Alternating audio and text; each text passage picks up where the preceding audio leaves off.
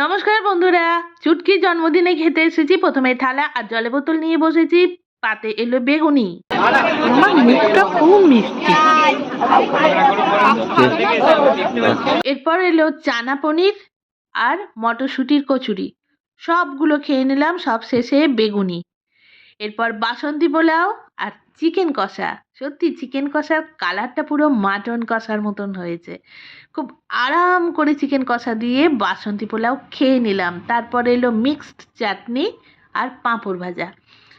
চাটনি আর পাঁপড় ভাজা খুব তৃপ্তি সহকারে খেয়ে নিলাম। তারপরেই দুখানা নলেন গুড়ের রসগোল্লা। বন্ধুরা, আপনারা সবাই জানেন রসগোল্লা খাবার সময় আমি আমার বাবার কথা মতো ভেঙে ভেঙে খাই। আগে আমার অভ্যাস ছিল মিষ্টি পেলেই গপ গপ করে গোটা গোটা খেয়ে নিতাম। এখন আর সেটা করি না, ভেঙে ভেঙেই খাই। আর সব শেষে ছিল মশালা জোয়ান। টাটা।